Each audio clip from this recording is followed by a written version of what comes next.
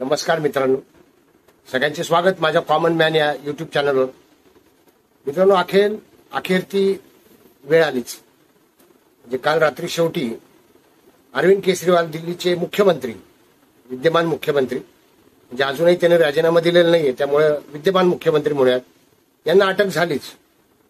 त्यांनी अटकेपासून वाचवण्याचा स्वतःला प्रयत्न केला. त्यांनी हायकोर्टातून एकदा संरक्षण मिळवलं, मात्र दुसऱ्यांदा हायकोर्टाने त्यांना अटकेपासून संरक्षण देण्यास स्पष्ट नकार दिला आणि त्याच रात्री त्यांना अटक झाली, कालच. त्यानंतर सुप्रीम कोर्टात अर्ज केला होता आणि सुप्रीम कोर्टामध्ये रातोरात सुनवाई होईल असे अनेकांची आशा होती. कारण यापूर्वी तसंच घडलेलं आहे. अफजल गुरुची फाशी टाळण्याकरता हे लोक गेले होते. तुम्हाला माहिती आहे कोण लोक गेले होते, सगळी मोठी यादी आहे. त्यावेळेस सुप्रीम कोर्टाने रात्री यांची सुनवाई केली होती, यांचं म्हणणं ऐकून घेतलं होतं. तर काल देखील तसं होईल असं वाटलं होतं, मात्र सुप्रीम कोर्टाने आज ठेवली होती सुनवाई. ती तारीख, आज सुनावणी होणार होती, पण शेवटी केजरीवाल यांनी सुप्रीम कोर्टातला तो अर्ज काढून घेतला अटकेविरोधातला.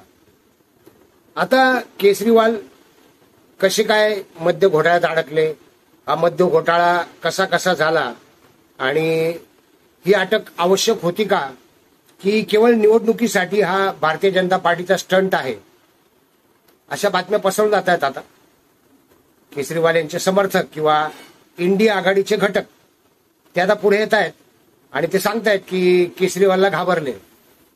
होय, बीजेपी वाले केजरीवालला घाबरले, किंवा बीजेपी वाले हो, प्रत्यक्ष नरेंद्र मोदी घाबरले आणि म्हणून त्यांना ऐन इलेक्शनच्या वेळी अटक केलेली आहे. खरं तर या घोटाळ्याची चौकशी पूर्वीपासूनच सुरू झाली आहे.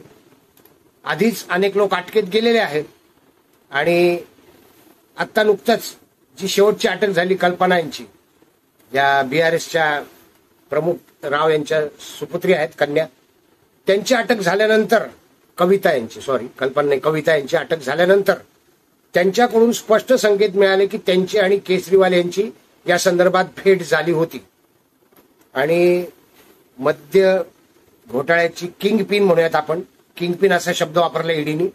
किंग पिन अरविंद केजरीवालच आहेत असे ठोस पुरावे मिळाल्यानंतरच अरविंद केजरीवाल यांना अटक करण्यात आलेली आहे.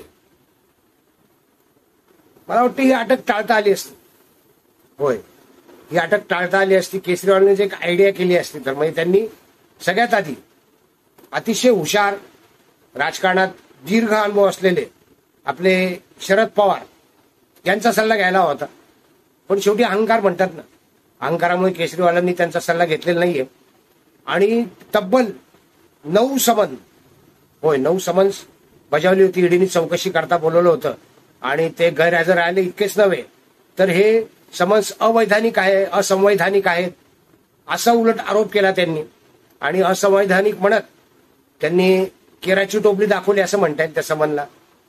कारण हजर झाले नाही म्हणजे केराची टोपली दाखवली आणि ते आपल्या इतर राज्यात फिरत राहिले, दौरे करत राहिले, इंडिया आघाडीच्या बैठकांना सामील होत राहिले, एकमेकांना पाठिंबा देत राहिले.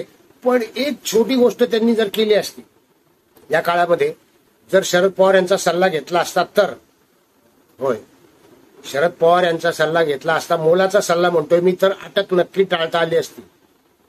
ईडीची हिंमत नव्हती अरविंद केजरीवाल यांना हात लावायची. जशी काही महिन्यापूर्वी तुम्हाला माहिती आहे की वादळ उठलं होतं, राष्ट्रवादी काँग्रेसवर भ्रष्टाचाराचे आरोप लागले होते, ईडी चौकशी करणार आहे अशी चाहूल लागली होती आणि त्यावेळेस शरद पवार यांनी फार मोठी खेळी केली होती. होय, त्यांनी समन्स यायच्या आधीच, चौकशीला बोलवायच्या आधीच ईडीला पत्र लिहिलं आणि सांगितलं त्यांना जेव्हा कुणकुण लागली त्यावेळेला की मी स्वतः येतो आहे चौकशीला, माझ्या समर्थकांसह मी ईडीच्या ऑफिसात येतो आहे. किती सुंदर आयडिया होती. म्हणजे कर नाही त्याला डर कशाची, बरोबर आहे. तुम्हाला काय चौकशी करायची असेल ती करा, उगाच कुजबूज नको, उगाच चर्चा नको त्याची. त्यापेक्षा तुम्ही बोलवण्याच्या आधी मीच येतो आणि एकटा येत नाही तर माझ्या समर्थकांसह येतो. ईडीची काय हिंमत आहे. ईडीने माघार घेतली, चौकशी झालीच नाही. ईडीने उलट त्यांना पत्र पाठवलं, त्यांना विनंती केली की आपल्याला समन आल्याशिवाय आपण चौकशीला येऊ नये, कारण तसं आपल्याला येता येत नाही ईडीच्या ऑफिसमध्ये. आणि ते प्रकरण थांबलं. माहिती आहे ना हे प्रकरण. तर हा जो मोलाचा सल्ला आहे तो घ्यायला हवा होता अरविंद केजरीवाल यांनी. इतका प्रदीर्घ अभ्यास असलेले, राजकारणाचा अभ्यास असलेले, किंबहुना सगळ्याच भ्रष्टाचाराचा अभ्यास असलेले शरद पवार यांची जर एकदा भेट घेतली असती आणि ही अडचण सांगितली असती, त्यांचं मार्गदर्शन घेतलं असतं, तर मला नक्की वाटतं की अरविंद केजरीवाल हे पहिल्याच समनच्या आधीच, ज्यावेळेस मनीष सिसोदिया अटक झाले त्यावेळेस त्यांनी जाहीर केलं असतं की माझ्या समर्थकांसह मी येतो आहे आणि ईडीच्या ऑफिसात येतो आहे चौकशीला, माझी चौकशी करा. ईडीने त्यांना समन पाठवले नसतं आणि अटकही झाली नसती. अर्थात हा गमतीचा विषय, पण आता गंभीरतेने चौकशी सुरू आहे. स्पष्ट तार जोडलेले आहेत आणि सुप्रीम कोर्टातून देखील ती केस काढून घेतली केजरीवालांनी, जी अटकेला विरोध करणारी केस होती ती.